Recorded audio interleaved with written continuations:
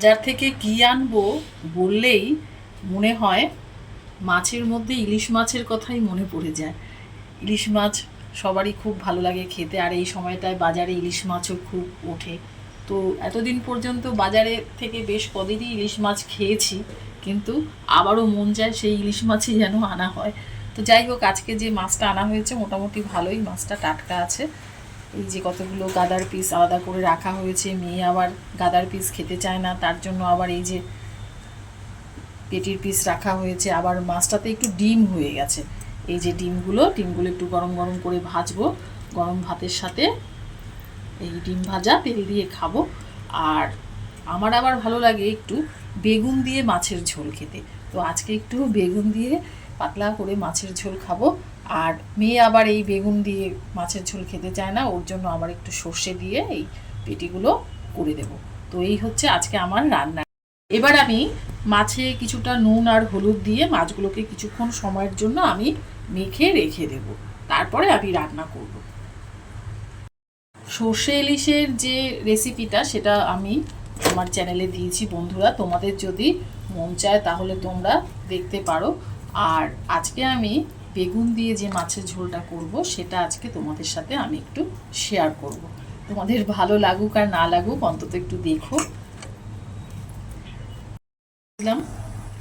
মাছ কড়াইতে ছেড়ে দিয়েছি, হালকাভাবে ভেজে নেব, কারণ আমাদের বাড়িতে না কাঁচা মাছ একদম কেউ খেতে চায় না। মানে কাঁচা মাছ দিয়ে মাছের ঝোল করে ইলিশ মাছ খুব ভালো লাগে, কিন্তু আমাদের বাড়িতে একটু ভাজতেই হবে, তাই আমি একটু হালকাভাবে মাছগুলোকে এপিট ওপিট করে ভেজে নেব।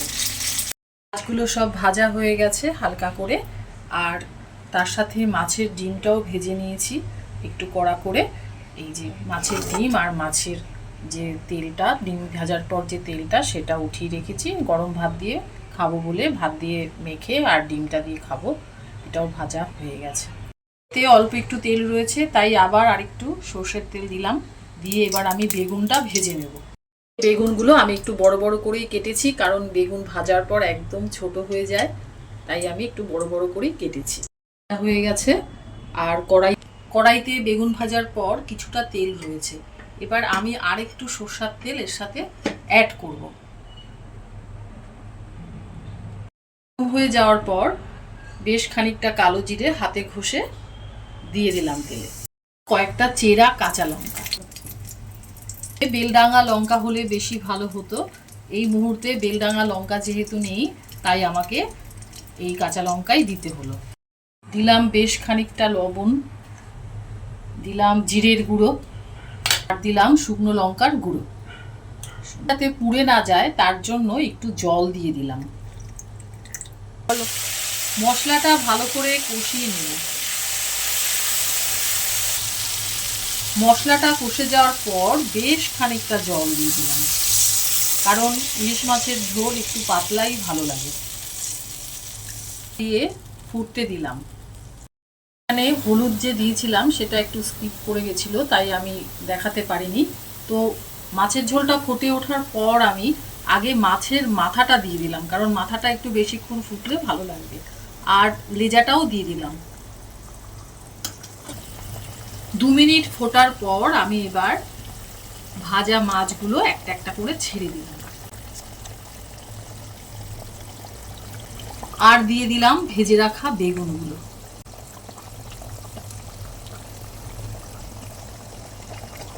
থেকে 6 মিনিট মতন আমি মাছের ঝোলটাকে ফোটালাম। এর মধ্যে আমার মোটামুটি মাছের ঝোল হয়ে গেছে। আমি মাঝখানে একবার নুনটাও দেখে নিয়েছিলাম, দেখলাম যে নুনটাও একদম ঠিকঠাক আছে। তো আমার মাছের ঝোল কমপ্লিট। এবার আমি গরম ভাতের সাথে সবাইকে এই মাছের ঝোল আর মাছ ভাজা আর ডিম ভাজা পরিবেশন করব। একটু ডিম দিয়ে নেব।